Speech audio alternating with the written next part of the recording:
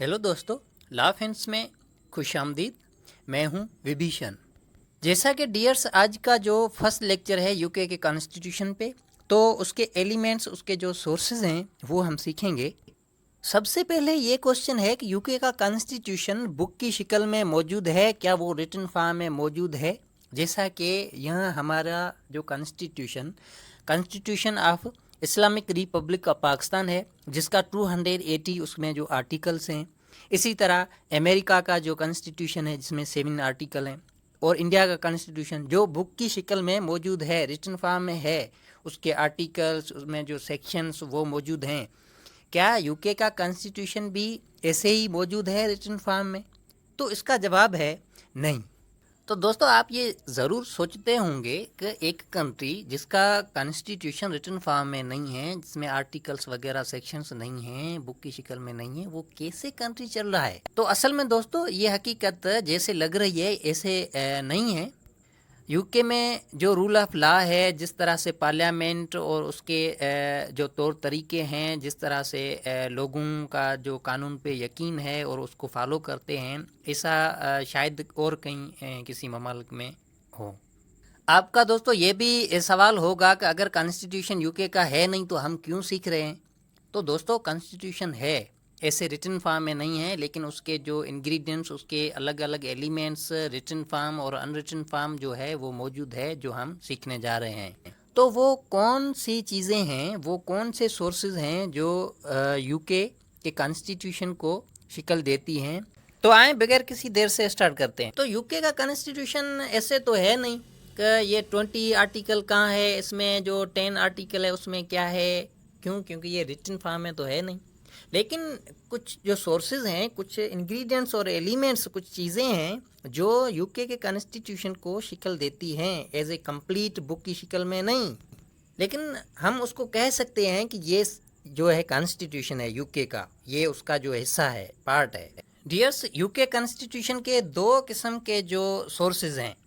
एक है लीगल और कॉन्स्टिट्यूशनल सोर्स, जो रिटन फॉर्म में है, जिसको हम कह सकते हैं कि ये रिटन पार्ट है। और दूसरा है अनरिटन पार्ट, जो है नॉन लीगल और कन्वेंशंस। नॉन लीगल का मतलब इलीगल नहीं है, इलीगल मीन्स गैर कानूनी, लेकिन नॉन लीगल मीन्स जो एक्ट्स पार्लियामेंट से पास हैं उसके अलावा रिटन फॉर्म में ना हो, अनरिटन में हो। तो सबसे पहले आते हैं रिटन पार्ट, कॉन्स्टिट्यूशनल पार्ट, उस पे। और जो उसका फर्स्ट सोर्स है कॉन्स्टिट्यूशन का रिटन पार्ट में, वो है historical documents.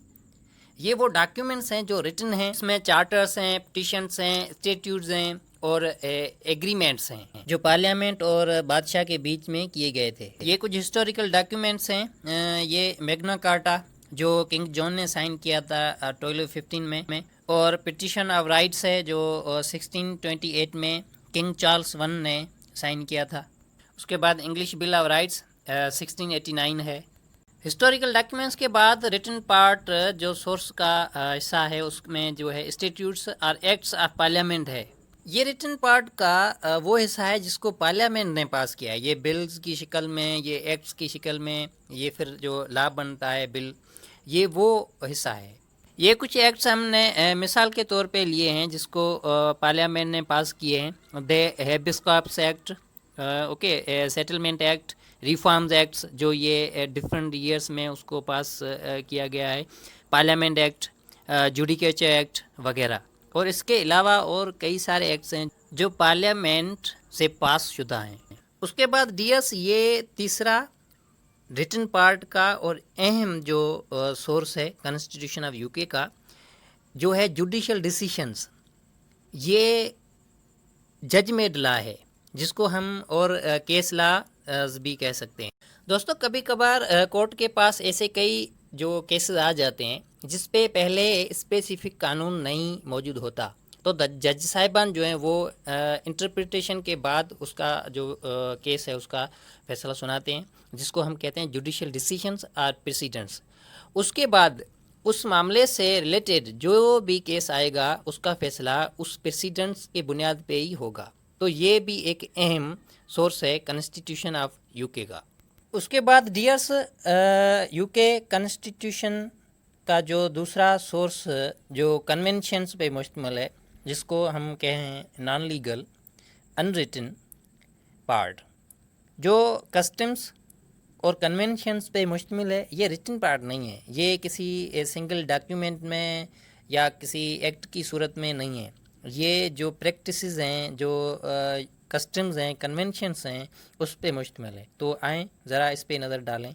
Dears, constitution of UK का फोर्थ और अहम पार्ट सोर्स और जो अनरिटन पार्ट का फर्स्ट सोर्स वो है कॉमन लॉ। ये पार्लियामेंट ने नहीं बनाया, ये क्या है, ये कस्टम्स हैं, ये यूके पीपल्स की जो कस्टम्स, जो यूजेजेस हैं वो हैं, लेकिन ये कोर्ट्स इसको इन्फोर्स करती हैं। ये एक कानून की शक्ल है, लेकिन रिटन फॉर्म में नहीं है। कई सारे जो बेसिक राइट्स हैं जो यूके के जो पीपल हैं, जो यूके के लोग हैं, वो उसको एंजॉय करते हैं, वो कहीं भी लिखे हुए नहीं हैं।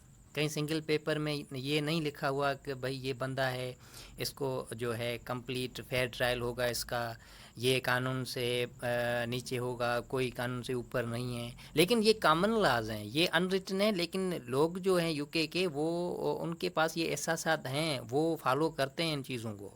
ऐसा कोई बंदा जो फॉलो नहीं करता तो उसको जो है कानून के कटड़े में लाया जाता है।